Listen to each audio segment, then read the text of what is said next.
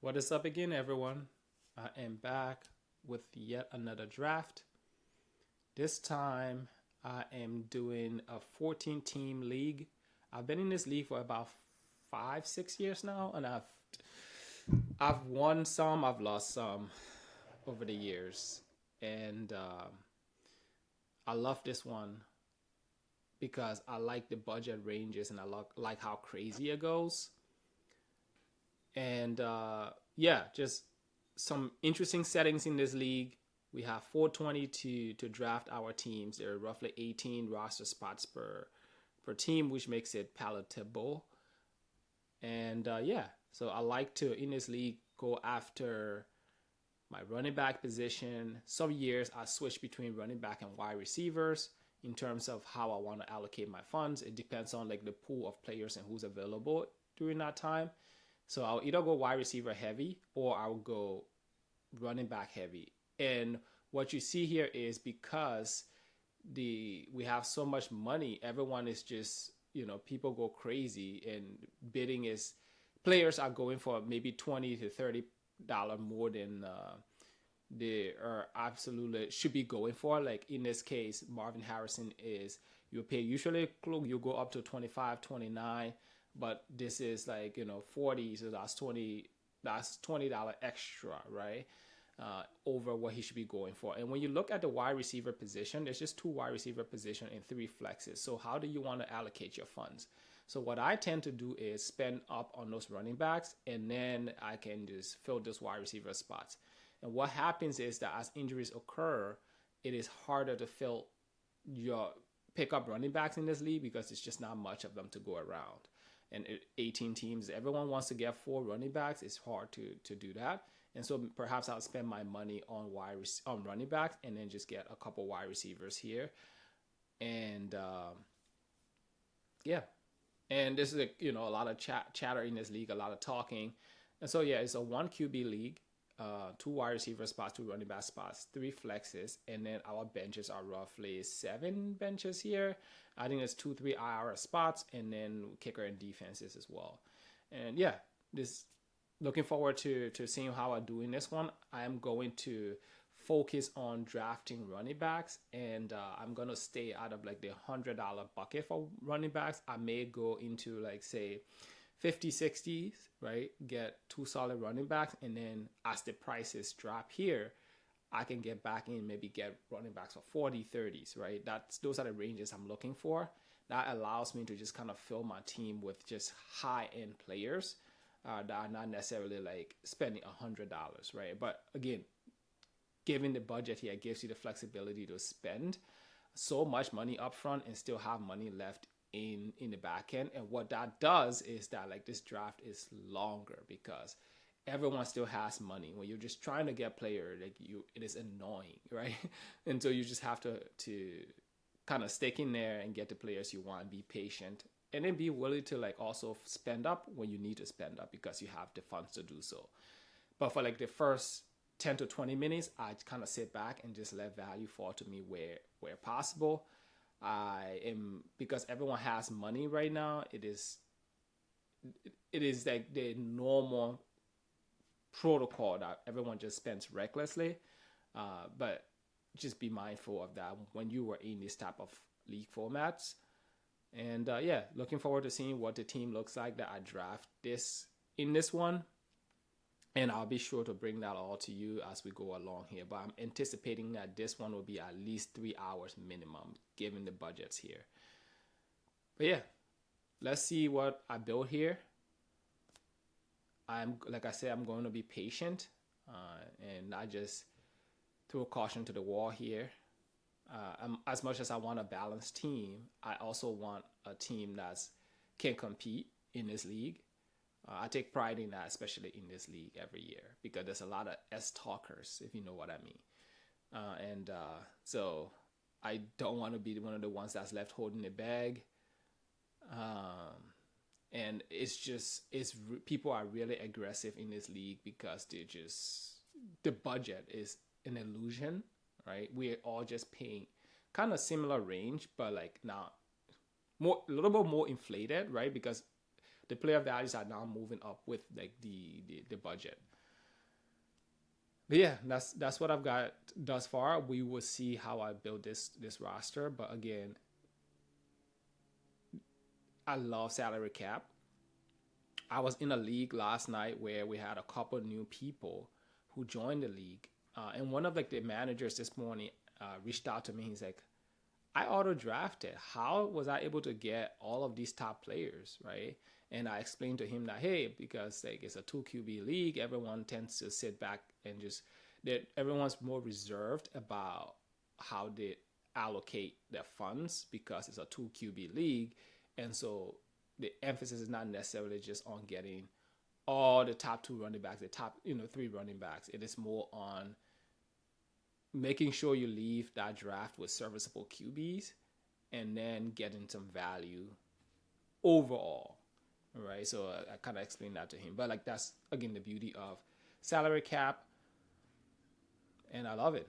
And in this league, sometimes QB, I mean, as we can see here, the QBs may go for a lot, right? Given like the QB, given the league, but it depends on what your QB approach is. Do you want to pick up like a guy like Burrow, or do you want to pick up a guy like Caleb later on in the draft when it is cheaper to do so? But right now, trying to go after a particular QB is probably the wrong move, and nominating said QBs is also the wrong move, I would say. If you want to nominate them, if that's a player you really want, let someone else nominate them, or else it'll just become more and more expensive for you. Like, example, case in point, Burrow shouldn't be going for 40. That is like Josh Allen territory. What is Josh Allen gonna go for? $100 at this point? But it creates like this is a principle thing, right? I want this player, and I'm gonna get this player at all cost, and nothing else matters. So you have to be flexible within your operations to draft a team. But hey, I'm not spending my money to pay $50 for Joe Burrow. Is absurd. You have to let go, and that's what I mean. So Jake here nominated Joe Burrow, thinking he's gonna get him for maybe 10 to 20, or maybe 30, but he's paying. He had to go up to 42, and he still couldn't get the player he wanted. And so you want to be careful when you're nominating players that you really want this early in the draft. You can do it later in the draft, but this early is a little scary. But yeah, so we'll definitely see how this team pans out. This is what the draft results look like thus far. We literally just started. I was a little late here, but I was just trying to get here so I don't get served players I don't want.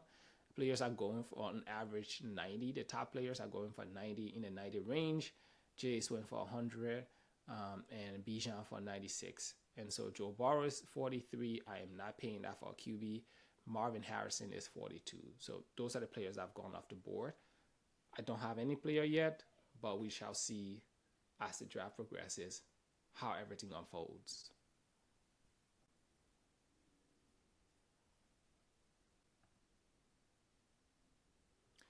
What is going on, folks? It is roughly 30 plus minutes into this draft, 32, let's say. And I mean, let's see, there's not a lot of players off the board, right? And every single player is going for a premium at this point. Like, this team has all the running backs, and has really good running backs, and not much in the way of other positions. But hey, that's the going rate. It's going to be expensive. I haven't been able to draft not one player. It is insane, the prices here. And you feel a little bit of FOMO, but it is okay. Just stick in there, keep working, and see what happens, right? That's where we are. And I mean, DJ Moore is going for close to 30 here. And value and money means absolutely nothing in a draft like this. And I don't know why I put myself through this every year, but it's it's remarkable to have won this league at least 3 times since I've been in it. It's remarkable. But this is insane, right? Like the prices here are insane. It does not matter. Players are going for 30 plus more than their value, right? And so you have to be willing to walk away. I was trying to get Kyron Williams. He went for 65. I feel like that's a little high given where we are starting the bidding. 10, maybe 20. I mean, see, this is what's happening right here. And at some point, you have to jump in there and partake, or else you are left holding the bag. But I really, really don't want to pay that much for one player. It hurts my soul. But again, I will have to jump in here and be a participant and feed the machine. But this is absolutely insane. The value means nothing at this point. It's been smashed. It's just there's no rhyme or reason of why people are bidding on certain players at this. It's just like it's an all-out bidding war, right? This is like the worst kind of salary cap you want to be in if you don't have the nerves for it.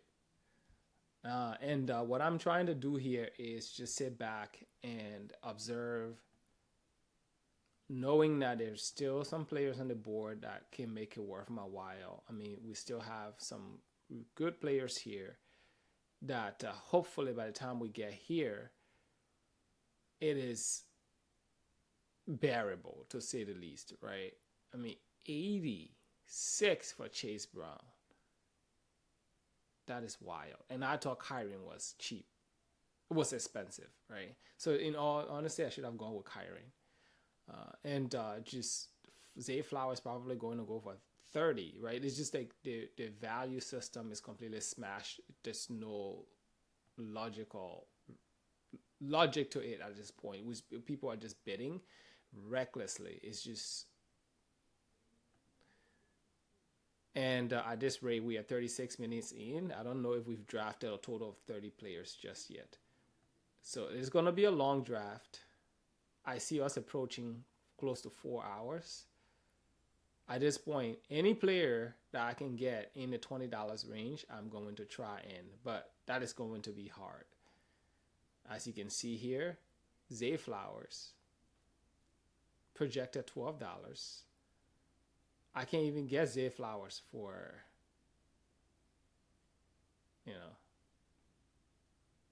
and at some point I get just discouraged and I just drop out because it's not about paying that much money. It's like, okay, can we have some sort of common understanding here that players' values are X, Y, and Z, and that we need to be reasonable within those values? But no, that doesn't happen. What happens is this budget of 420 is insane and everyone goes crazy. And then like, if you are smart enough, you can navigate it to the point where you end up with quite a good team. So my plan here is to, as much as it is eating away at me to not be a part of this right now, I am just trying to like sit back a little longer and let some of the steam come off like the auction, so to speak. I mean, there's still teams here with a ton of money, one player, and they're just all just sitting here. And these prices are not going to dissipate anytime soon. So it'll be trying to get in there and get some players while you can, when people are like the least enamored with those players. So that's what I'm going to try to do. I still have some running backs on the board that I'm happy with. My goal again here is to get more running back than wide receivers. So let them spend their money on wide receivers as much as I can, and then I will try to get some running back. So what I'm going to do as part of this feeding the machine is just nominating big time wide receivers if I can. I only need 2 of them, So if I can walk away from this draft with like roughly 4 wide receivers, I think I'll be good and just stock my team with running backs. That way, if something happens, anyone needs a running back, guess who they're coming to? Yeah, boy. But I need to focus here and try to participate in this as much as possible. But just wanted to check in here and just show you what's going on, and what teams look like as of now. There is not, most of running backs have gone off the board, but there's still good ones. Wide receivers are going off the board. All of the top QBs are off the board. I finally saw someone pay 16 for Baker Mayfield, so I guess there's an understanding that like these guys are like the top guys, and then everyone else is supposed to be within this range. So I'm just gonna wait on QB. It's one of the last positions I'm gonna try to pick up. Because I feel like later on in the draft, no one's going to care about QB so much. It's going to be just like now, like, how can I get player X, player Y? But yeah, we are not even, I'll say, 60 players off the board yet. It is wild. And we have 40 minutes in here. Okay, that is the latest update on this, but still a ton of players on the board. So I'm going to just try to play along here. Absolutely crazy. As you can see, I've got 5 players since the last time we spoke. I just spent roughly $70 for Ken Walker. It's funny, but it's not funny. And yeah, this is insane. Every single player is going for a premium. But what I decided to do was just get my running back position taken care of, and that meant I was going to have to spend up and just participate in like all of the craziness just to get there. So since we last spoke, I've picked up Hurts for 46, Olave for 22. These are my wide receivers, and then I've got Chuba for 41, Alvin Kamara for 40, and then Ken Walker for 69. As you can see, Breece Hall who I just nominated, is going for 53. My goal is to get one more running back in here, but I've got my players ranked in order of how this should be going. And so Breece Hall is lower on that list. Breece Hall is lower than Aaron Jones.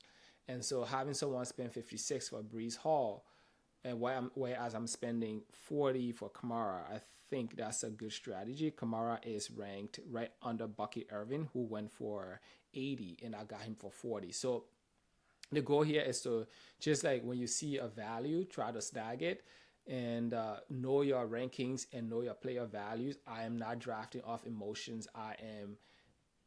I'm looking at my running back rankings and saying, okay, who's ranked where, and then I'm drafting based on that and nominating the players that I think are ranked lower. And all of this, sometimes don't matter, right? Once you get into the season, things change. But for now, my goal here is have you spend on the players that I think should be going lower, and then I can spend on the players that are higher for cheaper, right? And so right now, I'm going to make this player pay, and Tracy is ranked right under Genty, and I don't care at this point because we have 2 wide receiver spots to fill. I'm going to be as aggressive, and I'm going to stockpile running backs if I can, and let the chips fall where they may. We all have the same amounts of budgets.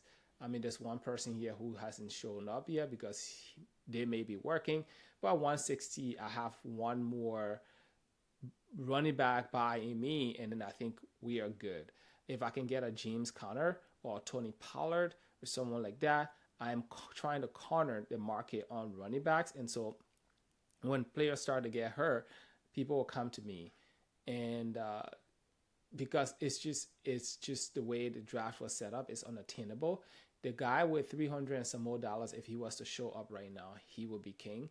And but the problem is that there's just so much money left on the table that it is not dissipating soon. We are 2 hours, 15, 17 minutes into this, and we still have players going for insane, because normally you will be starting at these budget levels. Now we are in quote unquote the midpoint of the draft, and people still have these amounts to spend. And again, like I said, have people spend their money elsewhere, and you can spend your money on the players that are highly rated for you. And so let's go back to my ranking system here.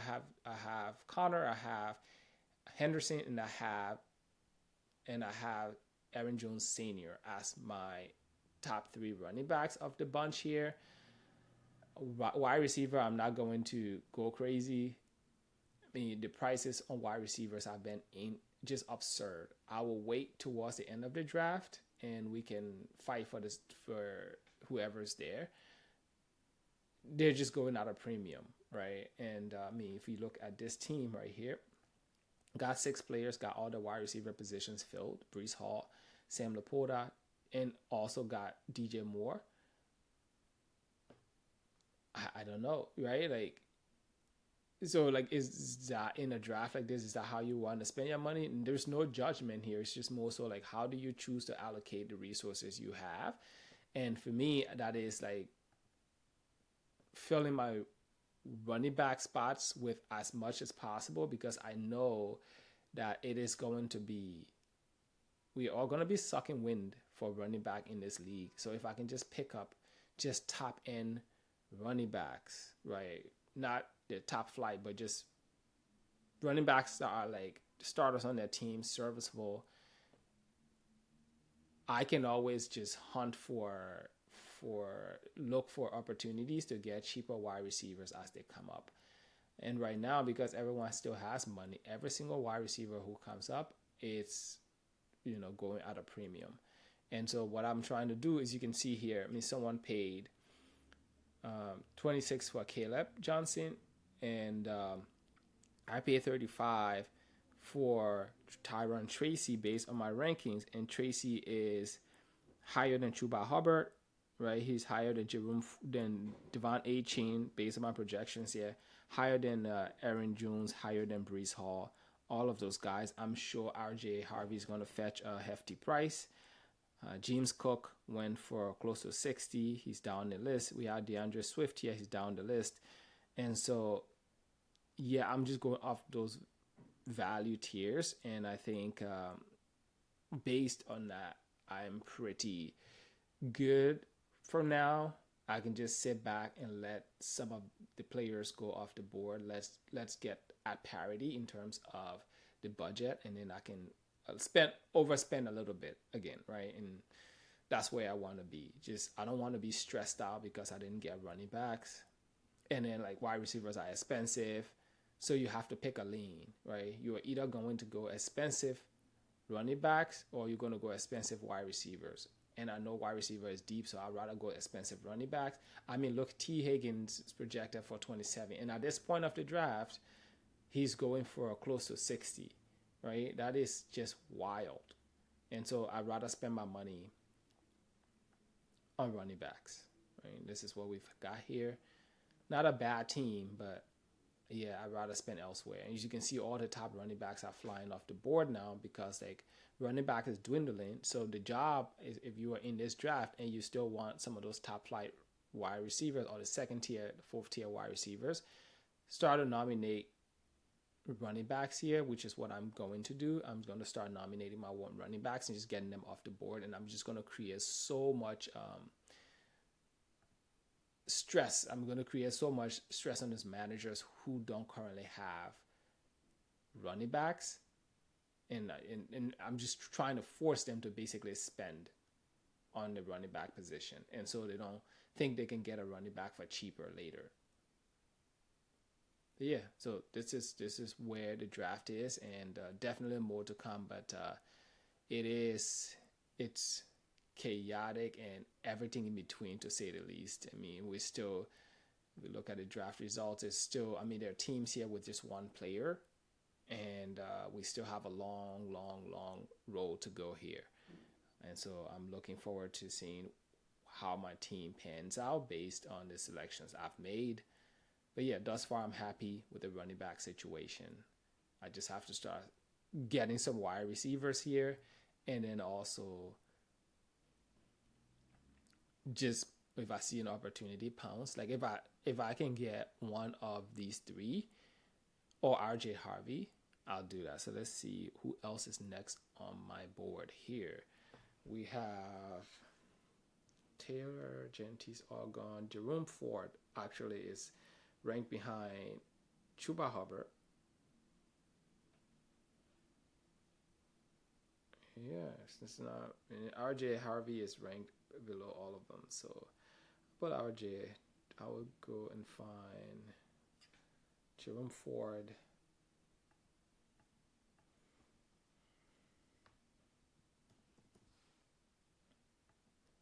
And then just rank them. So when I'm in the draft, Tony Pollard is a little ways down.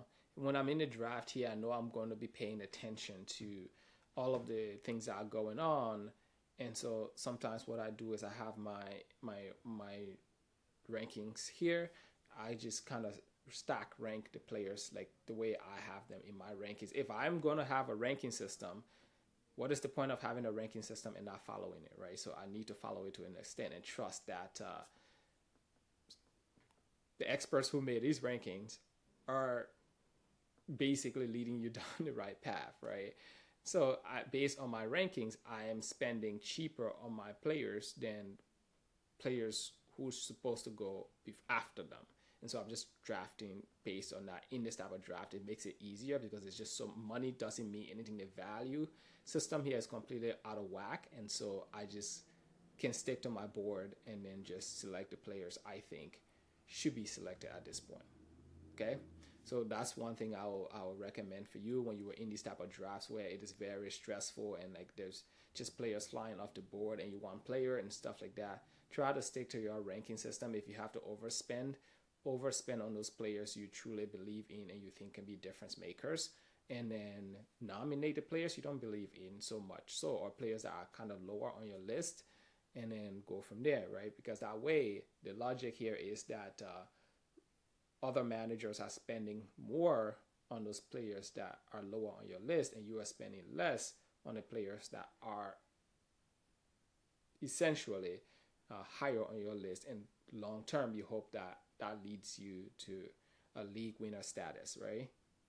So definitely more to come. I'm looking forward to seeing how the rest of the draft plays out, but I'm right where I want to be.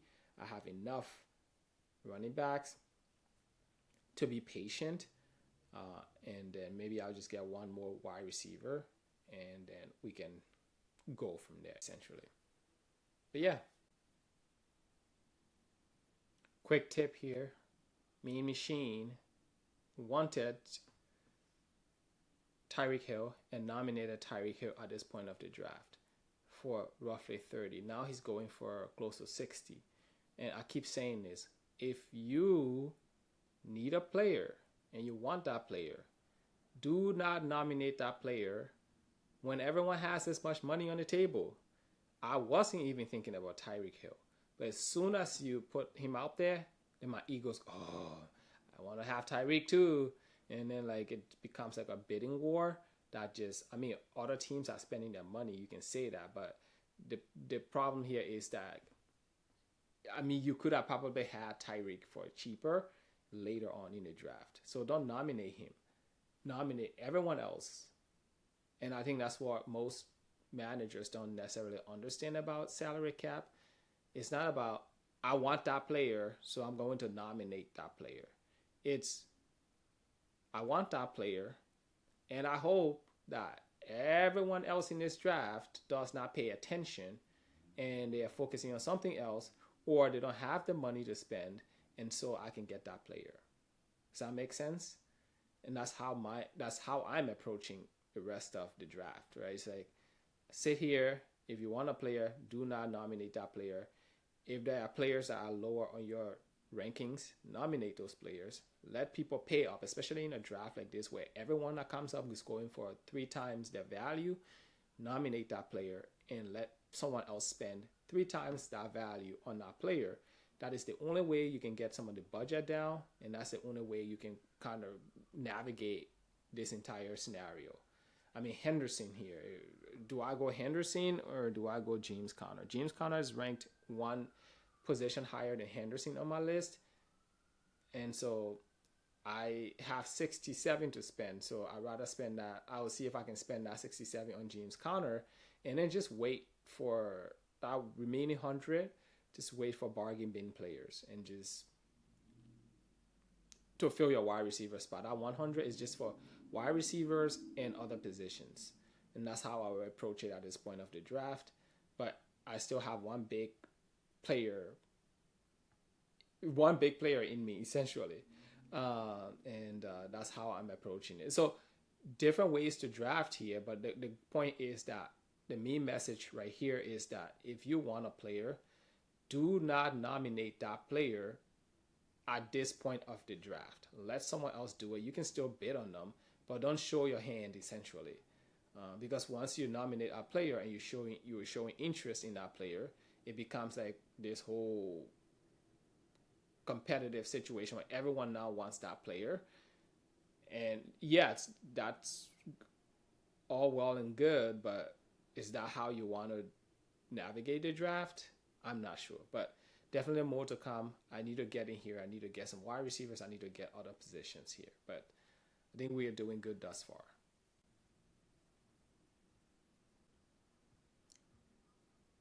All right. Checking in here, I was able to secure the services of James Conner. And so I got James Conner for 60. And then I nominated RJ Harvey. He just went for 44. I mean, someone just pushed the price on James Conner up to 60. I, wanted to just secure this running back spot and be done with it. And so this is what I did. I have 5 solid wide receivers. I still have $100 left. I have my QB position filled. I need to worry about wide receivers now. And now I can focus on just if a player falls in like that $20 range or $30 range, I'll get them for wide receivers. So I'm just worried about that now. I mean, I have so many running backs here that, hey, if all of these guys get hurt, there's not much I can do about that, right? I can't control injury risk. But if this is my team of running backs, I don't have to focus my efforts solely on picking up backups, players' backups, and all of these things. I have to just now round out my wide receiver core. And I think with $100 you do it, right? Even if I'm spending like say 25 per player, that's 4 wide receivers right there. That's solid. I'm good. I get a cheap tight end later. And I think we are good here. I don't have to lose sleep over running back. And I think someone's going to come calling as running back depth dissipates here. I mean, let's take a look at the draft results. Let's look at running backs. This team, he's been auto drafting. He's going to show up, and when he shows up, I want to be almost done because he's just going to select players and pick them up. And also towards the end, I don't want to be there because the bot is going to just bid on whoever. And then you have this team here. He went really crazy on Jefferson and Nico Collins and Jonathan Taylor, and still waiting. He's got $144 and needs to fill their team. And so you can see just the differences here in terms of how people are spending. Brees Hall and Travion Henderson here, 2 running backs, good wide receiver depth and a QB. But for me, I've got I got 5 solid running backs. I can throw them in the flex. I can do all of these different permutations of things with them. And I can just worry now about filling wide receiver. And I've got most running back depth. And this team also does. I mean, look at that. Look at that. And they're sitting on 94. So we are all sitting on 94 apparently. And I'm just going to like these type of cheap wide receivers like Addison. I'm going to try to bid on.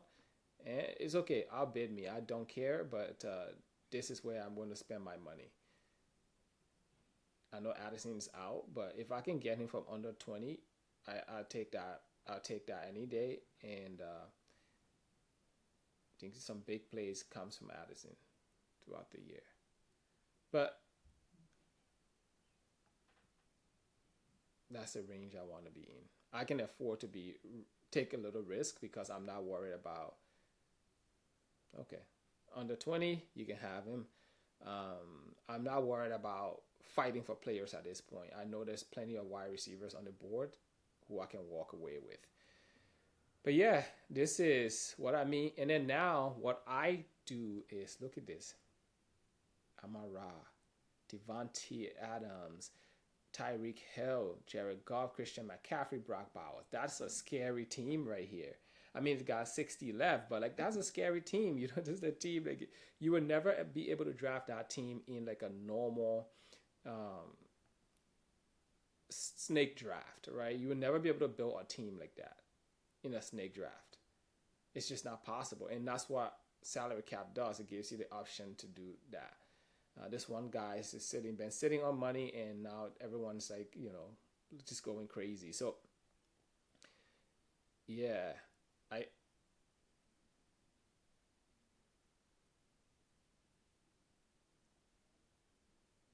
good. I'm not getting in a bidding war with anyone. You can go ahead and be in a bidding war with yourself, sir. I'm just going to stick to my plan here. I have the money to spend, but I don't need to be like every player who comes up needs to go for $30 at this point. I don't think that's the approach I want to take. But hey, to each his own. And but I like the takeaway here is I like what I have, and now every time it comes back to me, I'm going to nominate a running back. Every time I have the chance to, I'm going to nominate a running back. And I'm just going to take that approach, and then we'll see what happens. And hopefully, people start to pay up because I know there are teams who are running back here. They're waiting. Hopefully, they start to realize that. And then I feel like on the back end of this, the draft, the prices are going to swing the other way where the cheaper wide receivers now are going for close to 50 still. Because there's just so much money on the board. I mean, look at here, like 32. I think that's just a lot at this point. But if you have to fill wide receiver like me, I mean, let's not rely on Chris Olave here to be my primary wide receiver, right?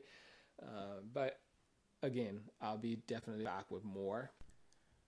Alrighty, I am back again. Like I said, the guy with the most money when he shows up, we are all in trouble. And behold, he shows up, and every player now at this rate, we are all out of money. Especially I am certainly out of money here, but he's spending on just every player that comes up is going for 40 or 50, and that's something is hard to afford right now.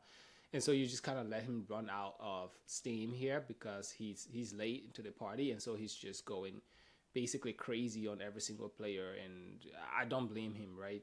Just fill your roster up. I mean, he got Sutton for 50 at this point, right? In the draft.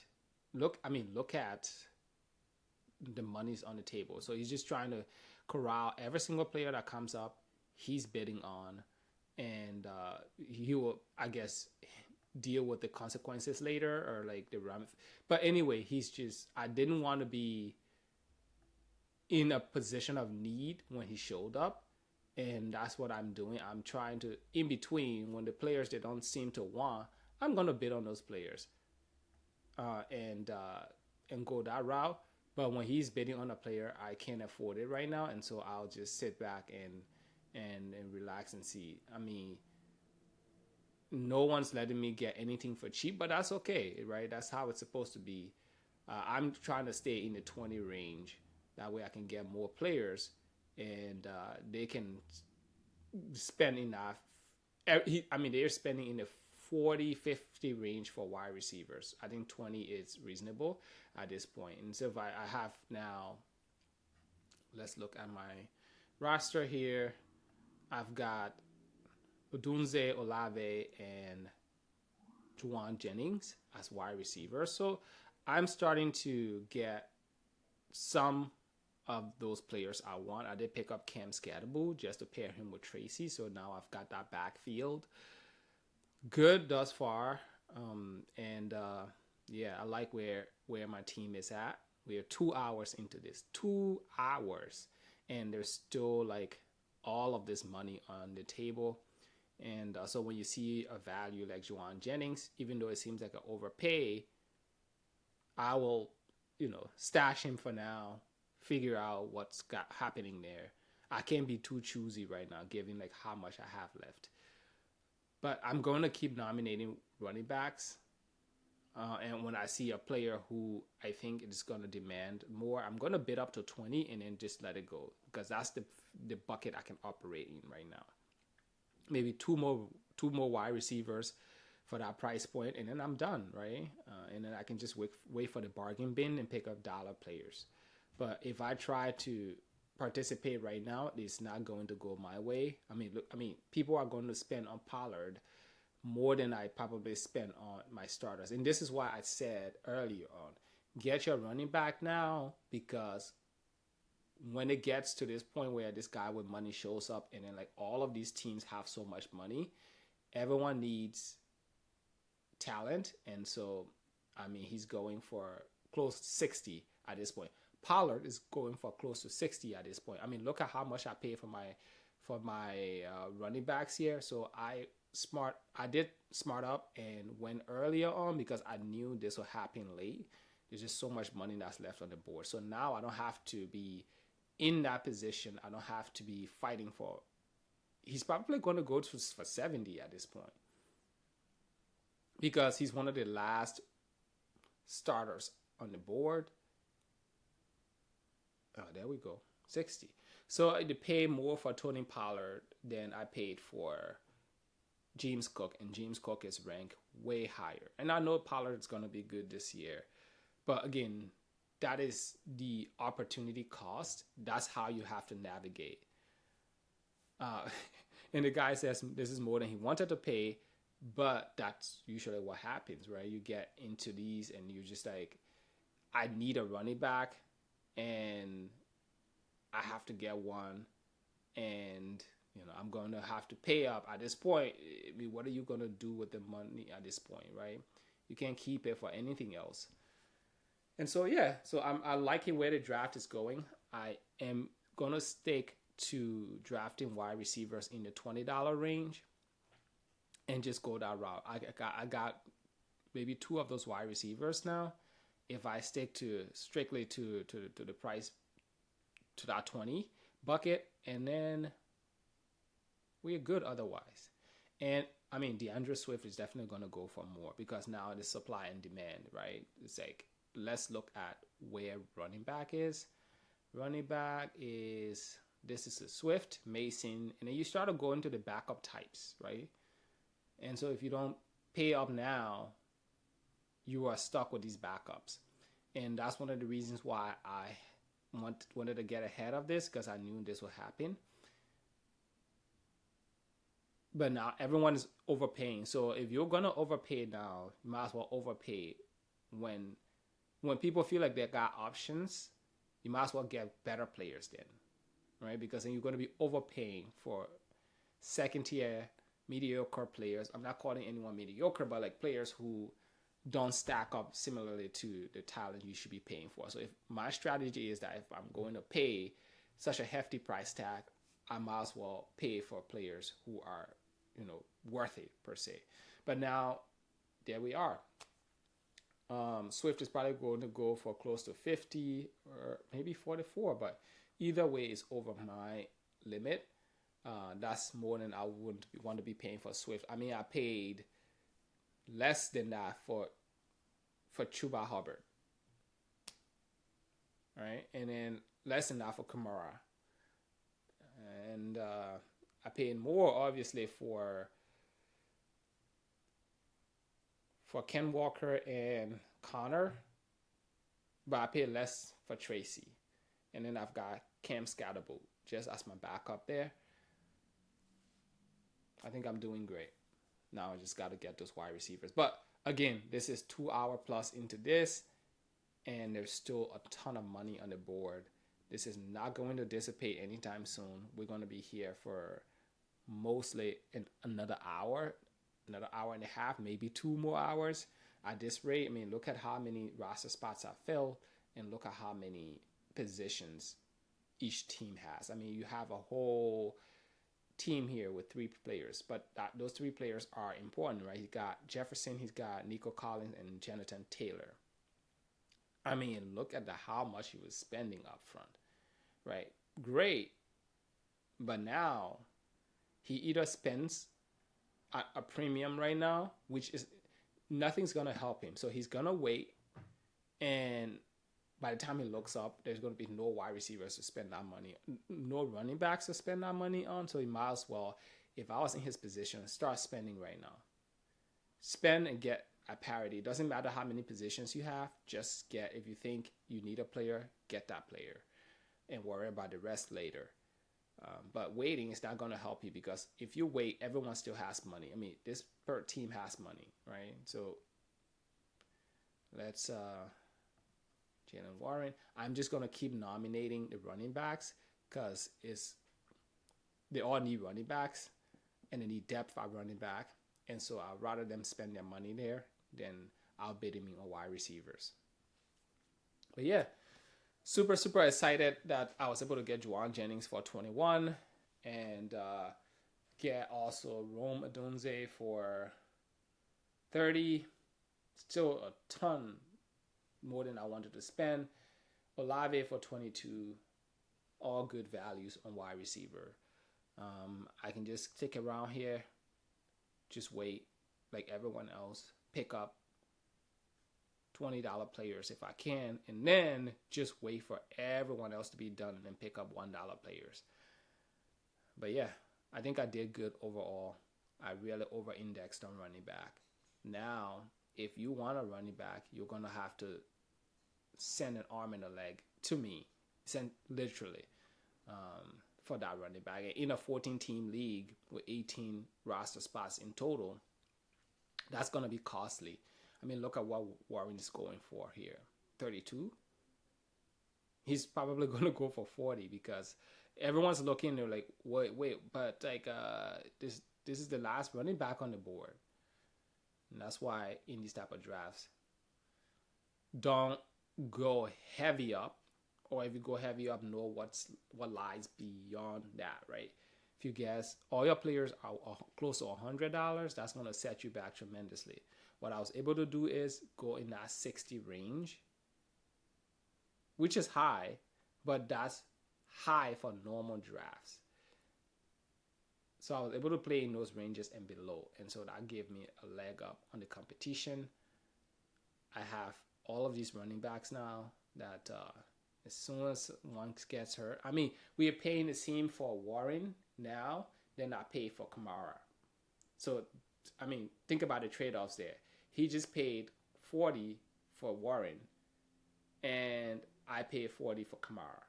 Which one of those 2 players would you rather have? And so that's what I mean.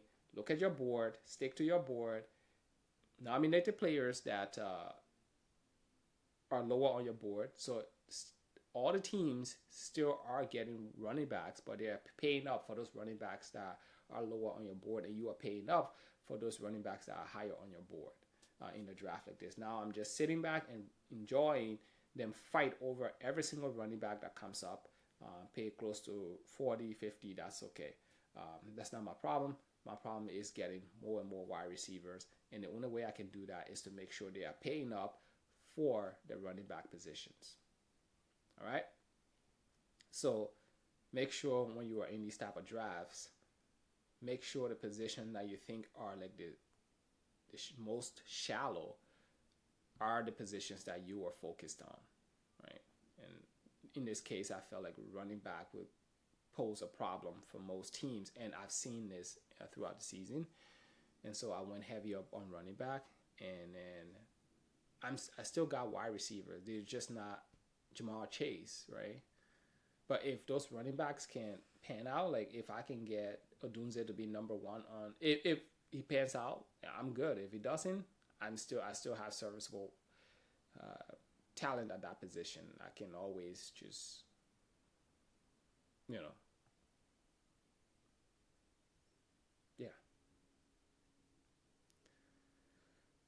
See if I can get a QB here. But again, it's because I mean now everyone is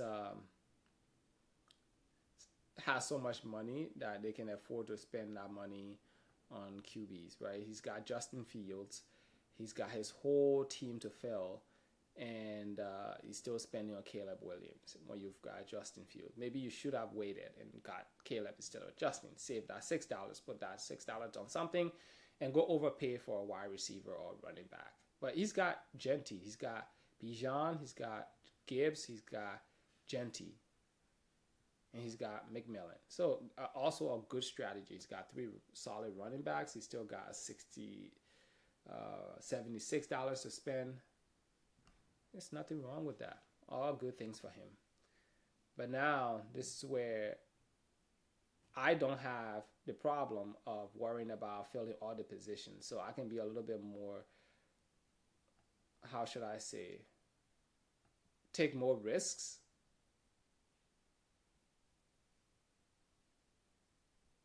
There we go. Everyone's got money. So acting like you would own a team with money right now doesn't help you, right?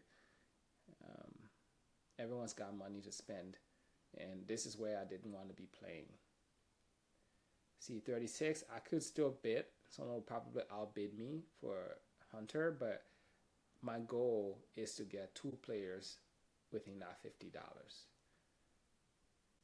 Looking at this, we see that Jordan Mason is going for close to 40 at this point. That is wild. We just had Travis Etienne and Bigsby go off the board for 18 and 12. Someone is paying this much money for Jordan Mason, right? So now the draft is swung the other way where, yes, Mason might by the end of the day take over this backfield, but he still has Aaron Jones to contend with. And are we sure Aaron Jones is done? Yeah, there might be injuries, but are we sure that he's just completely done? I'm not sure. So now you're paying up. You waited, and you're paying up for Mixon, right? For Mason, rather. For Mason, not Mixon. And when I think about how much I paid for my players here, I think I did good in terms of going early on running back, and I'm very proud of myself for that. So again, the lesson here, if you are in these type of drafts, I keep saying that, go after your running backs early, stack them up, and nominate running backs to everyone else. Get some wide receivers. I can try to stream the position as best as I can. If my wide receivers don't pan out, I'm sure there will be a breakout wide receivers on waivers that I can pick up and do something like that. Yeah, and you see here, he has really good running back depth, so he's doing the same strategy. He's just trying to pick up players here cheaper that would just fill his wide receiver spots. But, I mean, it is going to be painful playing this guy. Like, wow. Bijan, Gibbs, and Genty, and McMillan, and then Justin Fields and Caleb. It's going to be painful playing him. So if you don't have a team to match his team, it is going to be a long day. I mean, I can see matchups where this is over by halftime, just based on these three players alone. And then if you have Justin Fields breaking a long one, you're also good. But good draft. I'm nod my hat to him. He just needs to get some wide receivers to complete this build. And if I was him, I would just spend for one solid wide receivers at this point. I mean, like, these flex spots are going to be awful, but I think the core will make up for those flex spots. We are 2:30 into this draft, 2 hours, 30 minutes. And I think same thing I've been saying. If you want a player cheaper, do not nominate them. He wanted Aubrey, and he unnominated Aubrey and paid $9 for Aubrey when he's got a team that really do need to fill a lot of like the gaps here. But I think good. I've picked up. Let me see.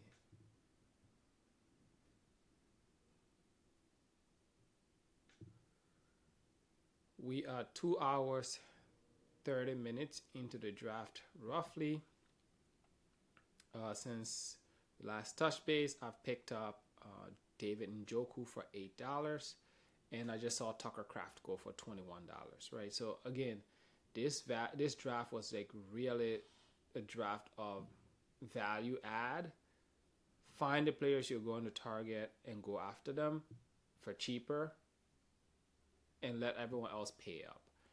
And I mean, Keenan Allen is gone off the board. He was one of the guys I was looking at, but for $24, I'll take a back seat here and just go another route. But looking at Njoku here, he's listed, I think, he's at least in the top 10 of tight ends. He's definitely higher than Tucker Craft. So paying up for Tucker Craft, right? And so that's who I've picked up. Still waiting, being patient. I still have, if you can see my board here, I have Pittman, I have Darnell Mooney, Downs, Shakir, Christian Kirk. There's still a bunch of other players on the board. At this point, I'm just doing dart throws at these wide receivers. One of them is going to pan out, and I'm good after that. We just have 2 wide receiver spots to fill in this league. I know I have a lot of flexes, but that could be filled by running backs rather. So I'm just going to focus on dart throws and paying up where I can and relaxing where I can. I think one other player who went is Charbonnet. I have my eye on Charbonnet, and he went for $36. So I think I'm doing good relatively. If I had waited for players like Charbonnet, I'd be still overpaying, and my team would be horrible, for lack of a better phrase, right?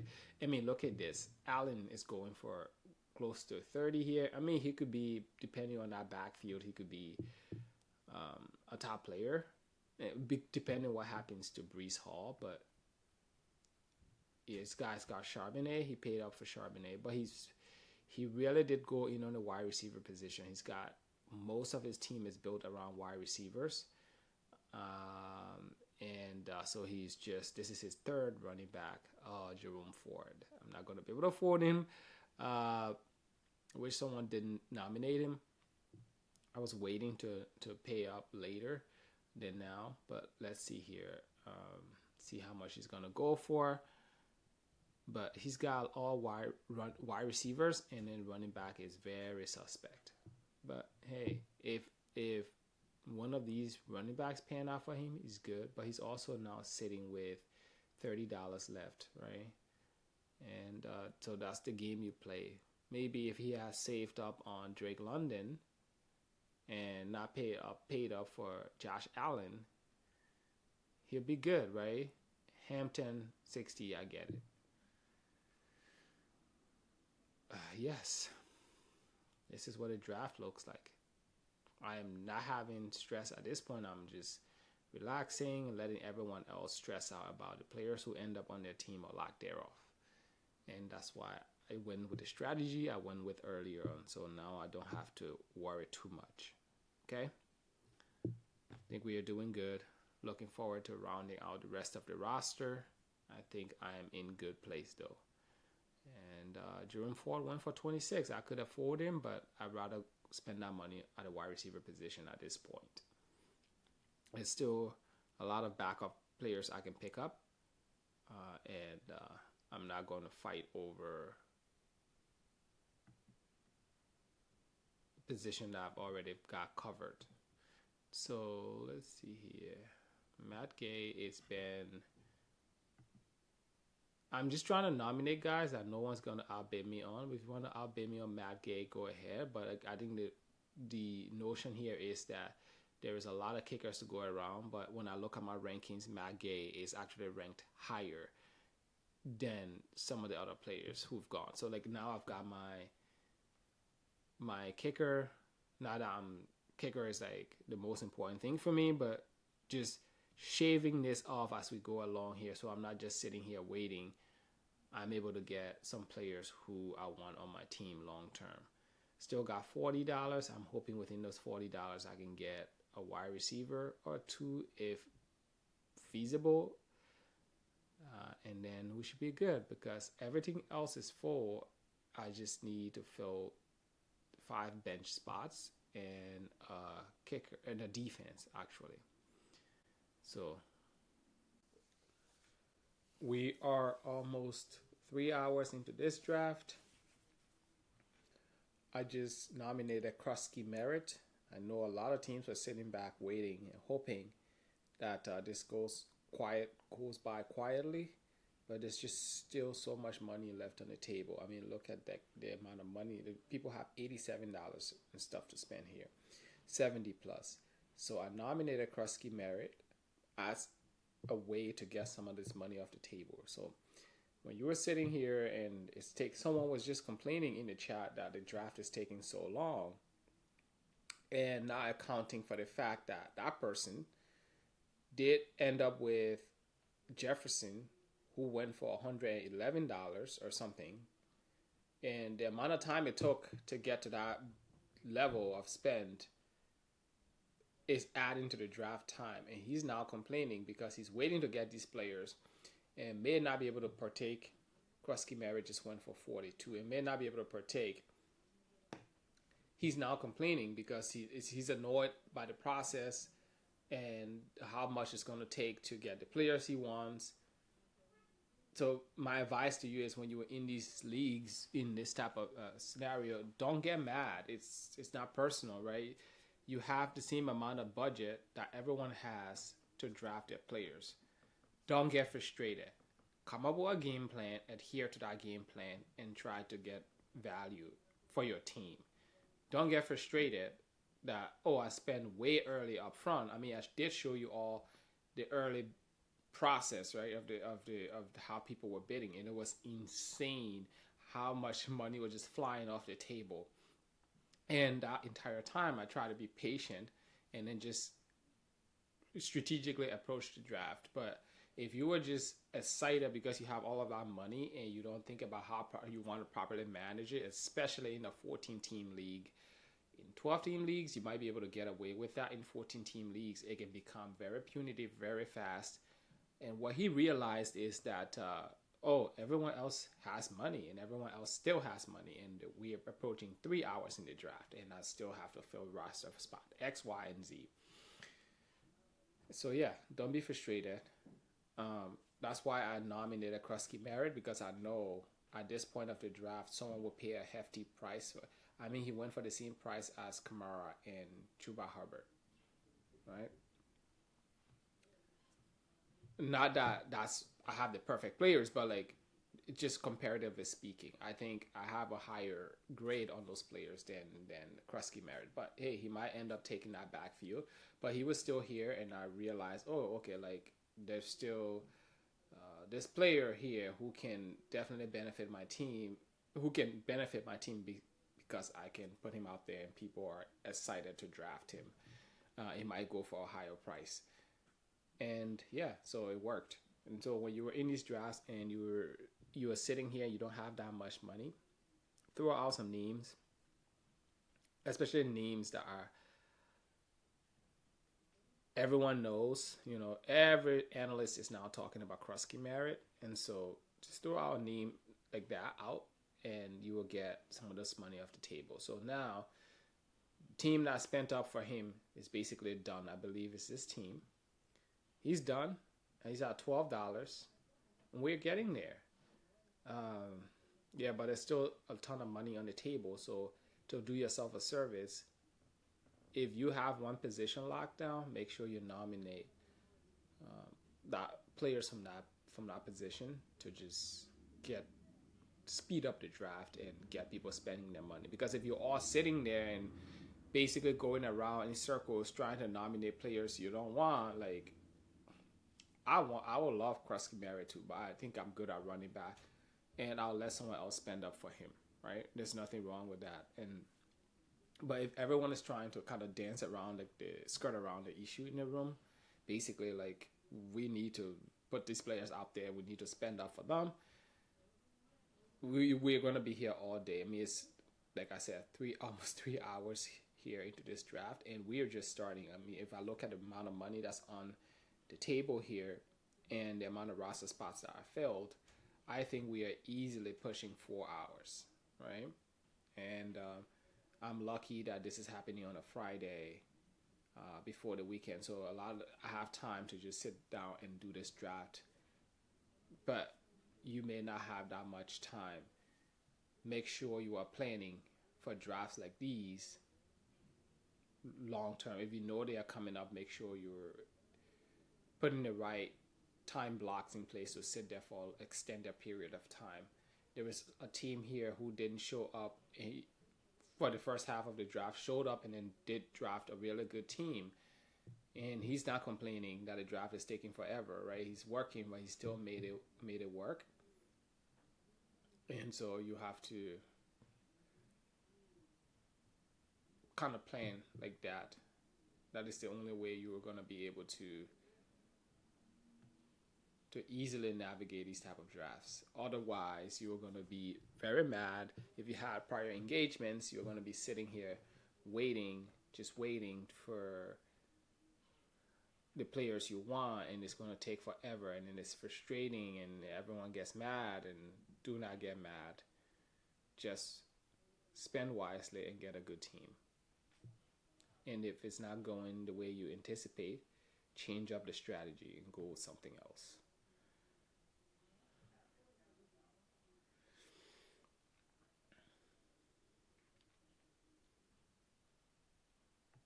Oh, that's my. But now Green Bay, because of Parsons, I was drafting Green Bay for free the past 2 days, and now obviously everyone is paying up for them. It's the Parsons effect. I think someone knew something, and so when I was looking at my rankings, I'm like, Green Bay is this high? Why is Green Bay so high? Like this entire draft season, as I was drafting, I was just like, I kept asking myself, wait, why is Green Bay so high on this list? What's going on here? And little did I know, because Vegas knows something, right? And my rankings are coming from those type of systems. So I'm just like, wait, does someone know something I don't know? Why are we? Yeah. And behold. So this guy has a ton of wide receivers. Why are you still on the wide receivers train, my guy? Why are we still on the wide receiver train? If we just get some running backs here. I mean, you've got Etienne and Quinshawn Judkins and Tootin as your wide receiver running backs. Maybe you should be spending that money elsewhere instead of spending it on wide receiver. Again, this is what I mean when I say opportunity cost. Yeah. But to each his own. I think some people are just... It's fun. At the end of the day, this is $100 league. It's a lot of fun.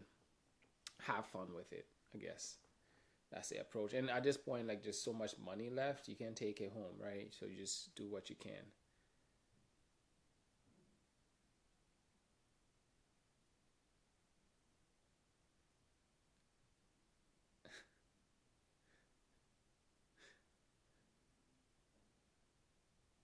So mad. Why so mad? Why so mad? You have money. Spend the money. Stop complaining. No one's gonna step aside so you can draft your team. You see, okay, this is the situation. When people have draft rankings, when they're in a snake drafts, they are not complaining. Why are you complaining?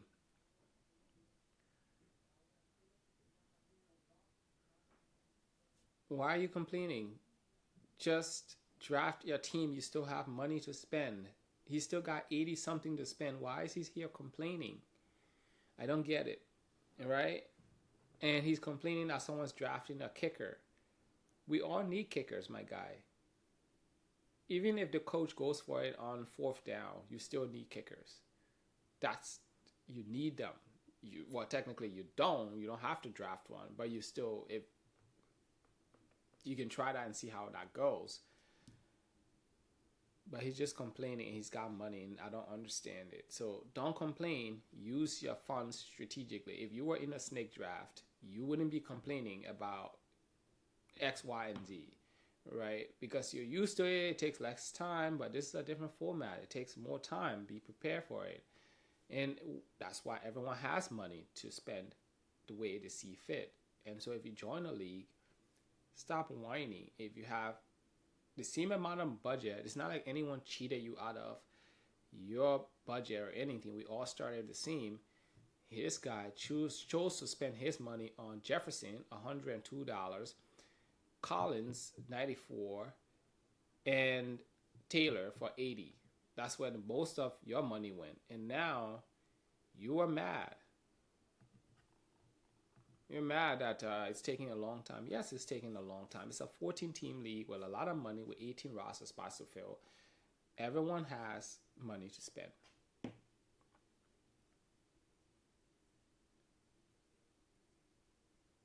So just a little tip for you. Have some fun at it. Life is too short to worry too much about time. Oh my God, it's time. If you don't have the time, don't join the league. The league was posted publicly. You could have said, no, this time it doesn't work for me. And that's one of the reasons why I started this channel, right? To just give everyone like an understanding of what the salary cap process looks like. I'm sacrificing hours out of my day. I've been sitting here for 3 hours drafting as well. It's just like all the other managers here.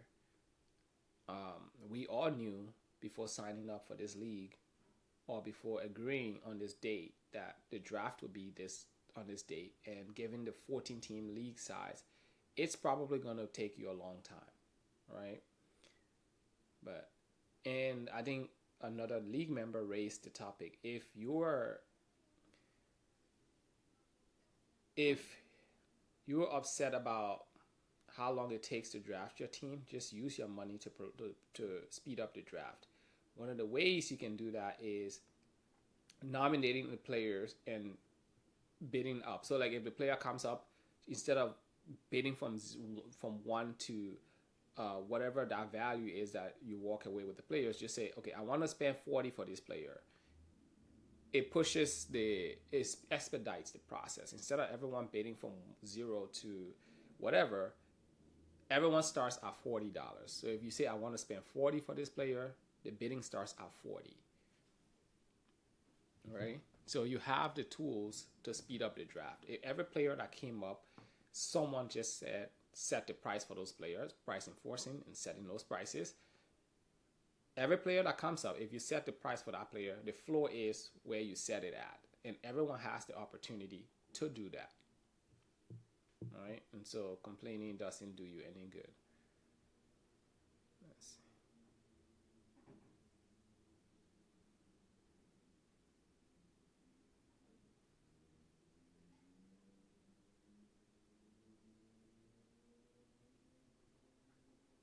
Did I get the wrong Carolina wide receiver?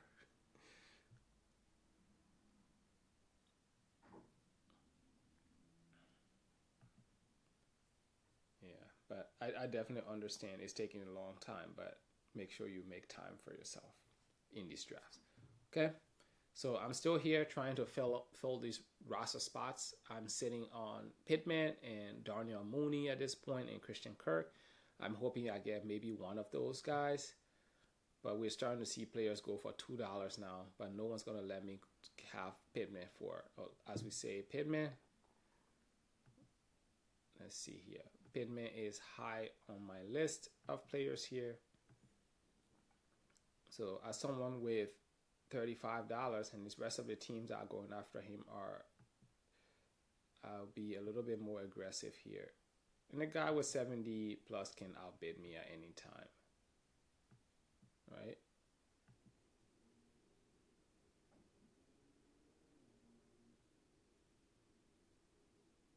There you go. Spend some money. If you don't like how the draft is going, change it. There we go. Pittman's going to go for close to $40 at this point. Good. It expedites the process for everyone. And so there we go. Now he's got a lot of money off the table now. But this guy's got just wide receivers. No running backs, just ton of good wide receivers though.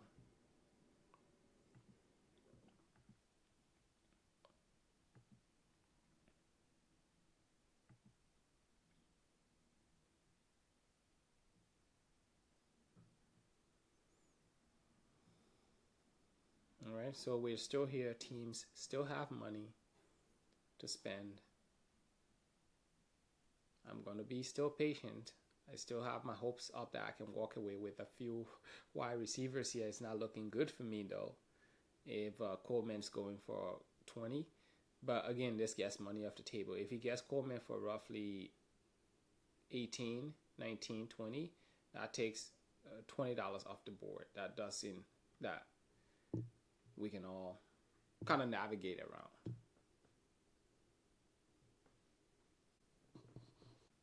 Alrighty. We are 3.5 hours into this draft. Crazy, right?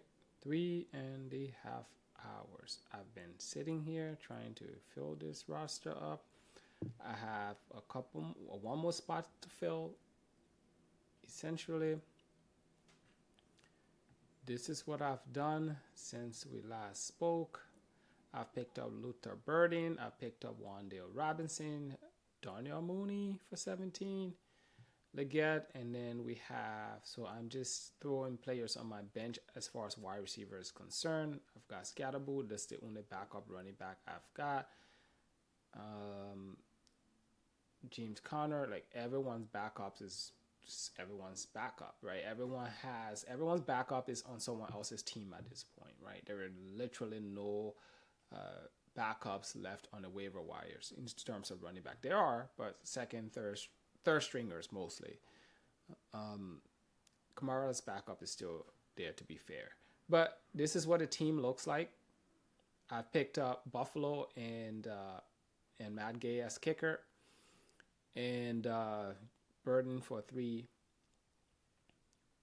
Wandale for 4, Mooney for 17. This was a high price ticket item. This was a high price wide receiver of the bunch. Darnell Mooney, that is. I still am hoping I could get Quentin Johnston.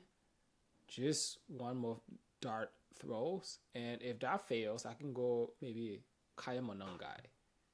Right? So, but still teams here with money, not too much left. I mean, this team drafted basically the core of their team. They've got some running backs. They've got some wide receivers now. The bot is just doing the rest for them, but they still have $100. Imagine this guy was still here. The value will all be walking away with will be completely way less than what we are walking away with.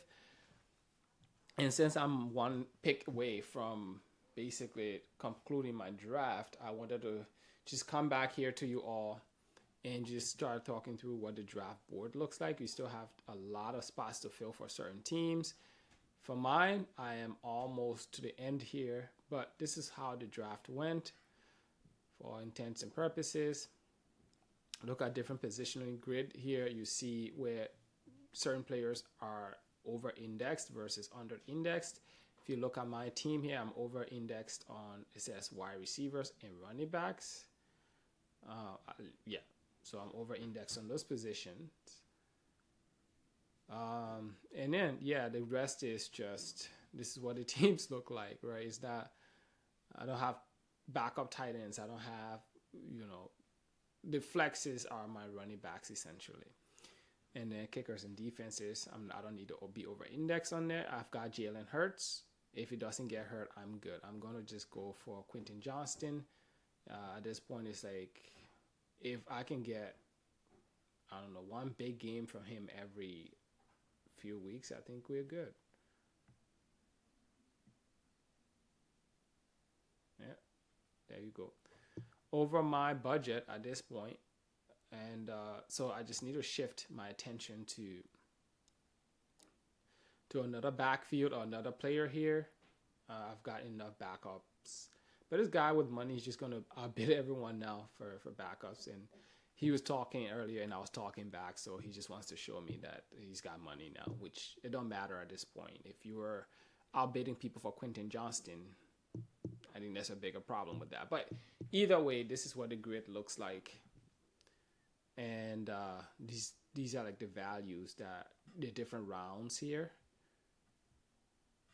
All right, we see that round one was like just these big value players. I mean, look at how much people were spending in the first few picks, right? Look at how much people were spending per player in that first, and then that continued into the second round of the draft, right? Look at that. Look at that. Is this like the average per, or this is the projected value? And then this is what they actually went for.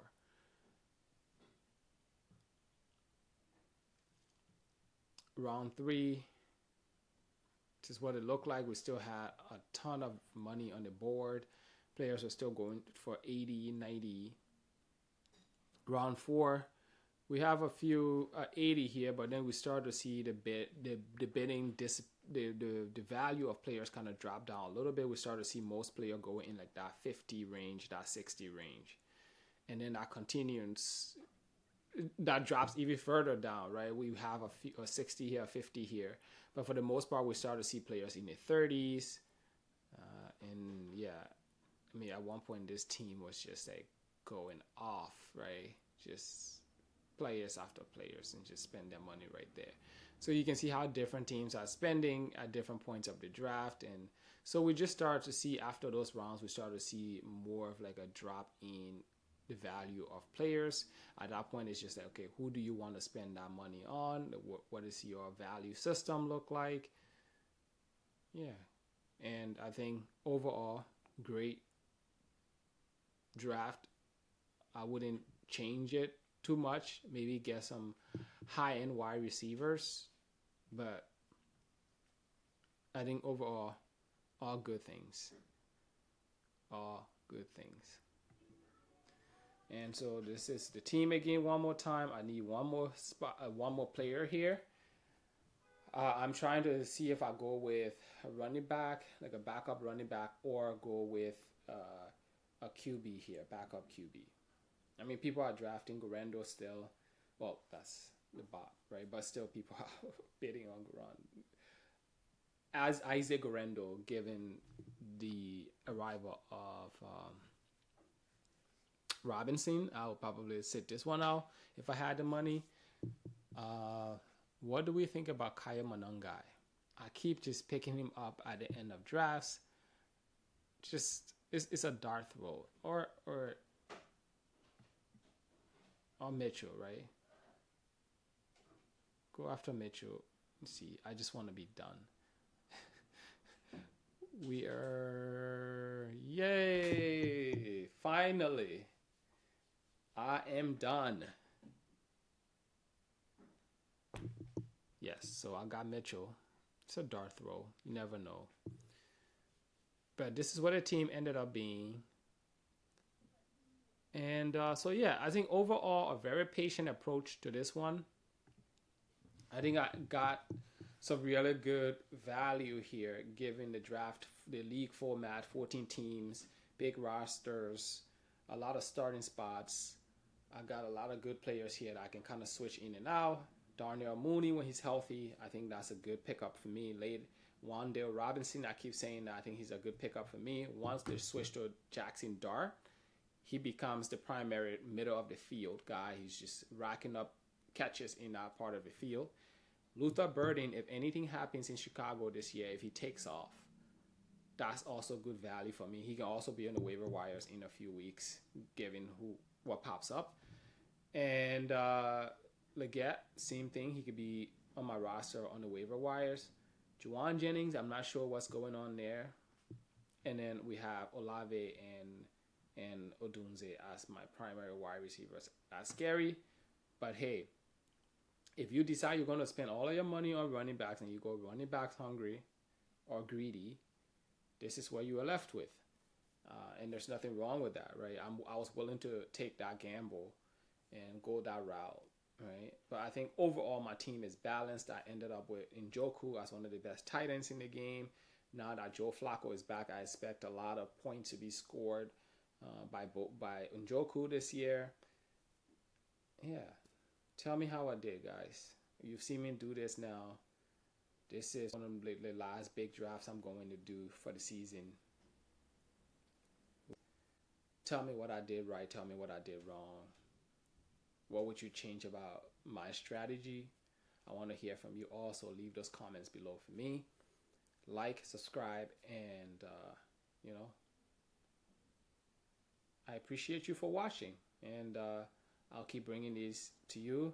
Hopefully, the more of these you see, the more it really does help impact your overall draft strategy when you are in these salary cap drafts. Lesson from today: don't complain. If you are in a draft like that that's overwhelming, just try and come up with a strategy. What do you think is most valuable to walk away with from that draft? Think strategic. Don't think, oh my God, I got to get players, and you just start bidding like recklessly, right? Try and take a step back, let some players go off the board, see what's happening, assess the landscape, and then chart a course and say, this is what I'm going to do. And just for me, I realized earlier that running back is going to be a problem. And so I'm going to invest in running back, and I'm going to take my chances at wide receivers. So that is a lesson for today. Be strategic in how you approach these. Just because you can get all the top players don't mean that you should go after all the top players. League format matters, right? You need to fill a lot of spots. You've got all the top players, but you still need to fill a lot of spots. And then when injuries start to happen in these type of leagues, there's really no one on the waiver wire for you to pick up, and that will be adequate enough to make up for the losses you've incurred going after those big name players. Again, that is it. I'm tired. Talk to you later. Peace out.